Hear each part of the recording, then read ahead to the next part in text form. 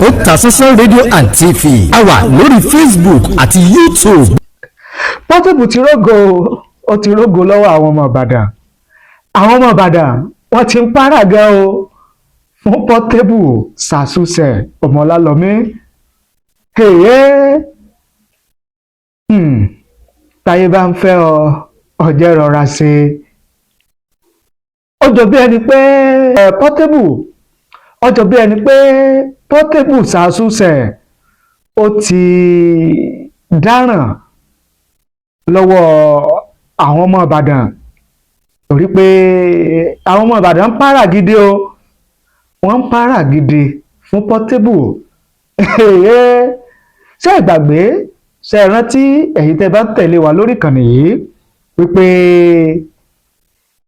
lórí ètò tí mo ṣe lánàá ó mú wá fún yín ohun tí Portable sọ, ìdí tí kò fi wá sí show tí Taye Adébísí Taye Currency bàbá Honorable èyí tó pè sí ìbẹ́yìn náà ságbọ́ ohun tí Portable sọ. Ṣùgbọ́n lórí ohun tí Portable sọ yìí, ìdí tó ní kò jẹ́ kó wọ́n wá sílẹ̀ Ìbàdàn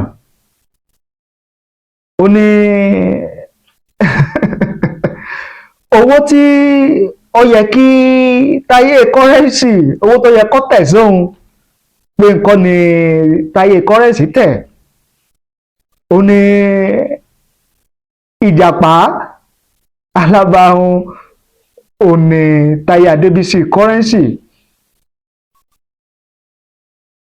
Èsì ọ̀rọ̀ tí Portable èyí tí ó sọ gẹ́gẹ́ bí àríwí ìdí tí ò fi yọjú sí show tí Taye Adébísí èyí tó pè fún olótú ti dàbí ìgbà pé Portable tún kan ọ̀ràn mọ́ ara rẹ̀ lọ́rùn torí pé tẹ́ ẹ bá gbọ́ àwọn comment, àwọn àríwísí tí àwọn èèyàn tí wọ́n ń sọ nísàlẹ̀ fídíò yẹn gẹ́gẹ́ bí èrò tí wọ́n sọ sí Portable lórí ohun tó sọ, ìdí tí kò fi lè wá sí show tí Taye Adébísí Currency tó pè sí.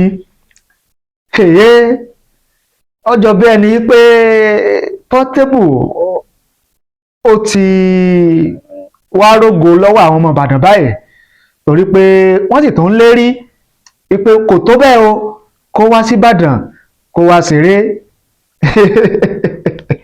Ẹ jẹ́ kí n ka ohun tí àwọn èèyàn ń sọ, ẹ jẹ́ kí n kà kí n mú wá fún yín. Oyèwálé Ọlánlókun àwọn ní I dare you to come to Ibadan very soon. You will begin. If they burn you, just come. POP is waiting for you. Gẹ́gẹ́ bí ọ̀rọ̀ Oyèwálé Ọlánlókun nìyẹn. Adétúnjí Tọ́pẹ́ àwọn ní this guy just dey make mouth. Olúṣẹ̀san Samuel àwọn ní ẹ̀yin Ìbàdàn ọmọ yìí ti fi yín pa o. Una no be see better meat chop na snail. It is said una come dey chop abi make una no curse me o. Na play I dey play o. Gẹ́gẹ́ bí Olúṣẹ̀san Samuel ṣe sọ.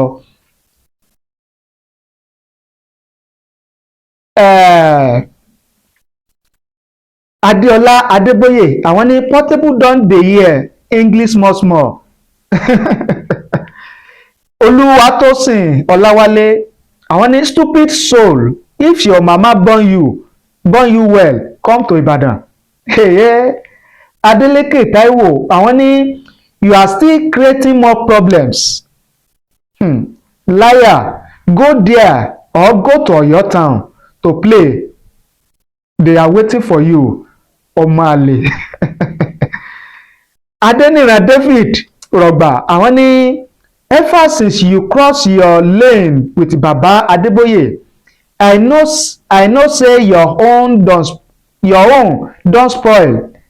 Tell him, did God call you? Tí Ọlọ́run bá ti fẹ́ padà lẹ́yìn ènìyàn, ìwà ló máa kọ́kọ́ bọ́ sọnù lọ́wọ́ ènìyàn, yóò wá máa mú ọ sì sọ you foolish guy. Gẹ́gẹ́ bí ọ̀rọ̀ Adéníran ní tiwọn nìyẹn. David Ṣàngótúndé Ọláolúwa àwọn ní they press 1 million for wèrè to come and chop bottles for head. Thank God you no go, then you go know what they call Ibadan. Ṣàngótúndé Ọláolúwa ni wọ́n sọ yẹn. Ọ̀túnba Sunday Bínúyọ àwọn ní please don't dare Ibadan nílé Olúyọ̀lé o again in your life. Meanwhile you postpone the woto you will receive at the entire Oyo state. Sooner you will be rejected everywhere in Nigeria through your illiteracy lifestyle and uncultured. Na Taye Kehinde Alaba àwọn ní it is only a graduate of animal husbandry that can handle this animal. This guy supposed to be in UI zoological garden or Agodi garden.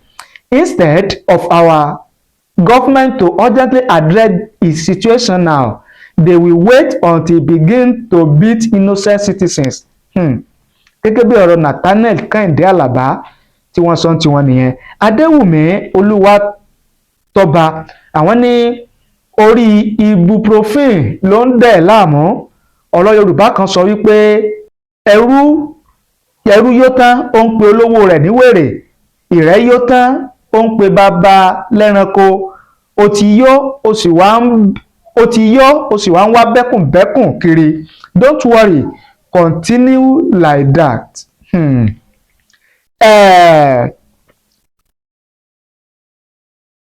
Adébóyè Paul Yàndá àwọn ní the people around you are not normal, or they are just pushing you because they are making money through you. If not that bad people around you supposed to correct you. You are a disgrace to your people. Change before it is too late.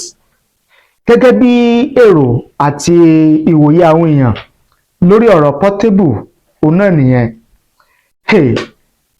Kílẹ̀ yìí náà rí sọ̀rọ̀ Portable yìí. Ṣé ọ̀rọ̀ rẹ̀ ò dàbí ẹni tó yó tán tó ń wá bẹ́kùnbẹ́kùn rẹ̀ tó yó tán tó ń wá bẹ́kùnbẹ́kùn kiri? Ṣé ẹ̀yin náà rò bẹ́ẹ̀ pẹ̀lú àwọn ìṣesí àti ìwà Portable yìí? Kí lè ro tiyín? Kí ni ìwòye tiyín? Ṣé ká sọ pé ọjọ́ orí ló ń da Portable láàmú ni? Àbí ká sọ wípé ṣé ọlá pé ni àbówó ló ń da Portable láàmú? Àbí agbára kan ni Portable ní tó ń gùn báyìí ni? Àbí kí lẹ̀yin lérò? Pẹ̀lú ṣé wọ́nranwọ̀nran la pè àbí kí ni tí Portable ń ṣe yìí? Ṣé pẹ̀lú bí Portable ṣe ń ṣe yìí sọ yẹ kí ìjọba máa wòran?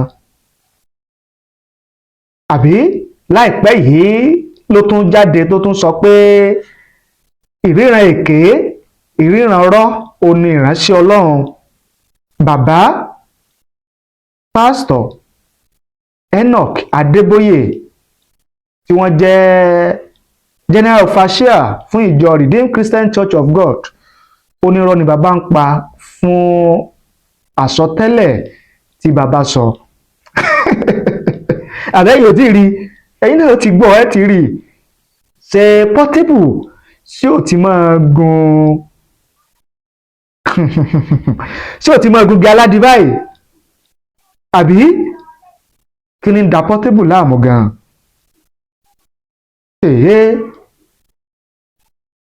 Ṣé bá ní Portable lóbìí? Ṣé àwọn òbí rẹ̀ ò ríran?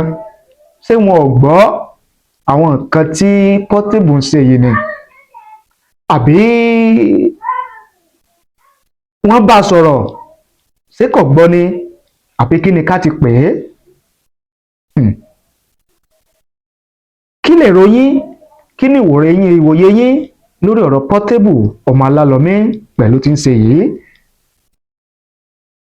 Ẹ fi èrò tiyín àti ìwòye tiyín ẹ fi ṣọwọ́ sí wa láàyè comment nísàlẹ̀ fídíò yìí, á kà á sì ṣe àgbéyẹ̀wò rẹ̀. Ẹ ṣé bẹ́ẹ̀ ṣe ń wò wá, ẹ ṣé bẹ́ẹ̀ ṣe ń gbọ́ wá. Ojú tẹ́ ẹ fi ń wò wá kò ní fọ́ o, etí tẹ́ ẹ fi ń gbọ́ wá kò ní di láṣẹ Èdùmàrè. Ìbànújẹ́ ó kéré ni ó tóbi ni kò ní jẹ́pin wa. Ẹ bá ní pín, ẹ bá ní share rẹ̀ kó lè káàkiri àgbáláyé lórí Twitter, lórí X, Instagram, YouTube, TikTok, Telegram, WhatsApp, Facebook àti àwọn social media platform míì tẹ́ bá ń lò. Ẹ bá ní pín kó lè káàkiri àgbáláyé. Thank you. God bless you.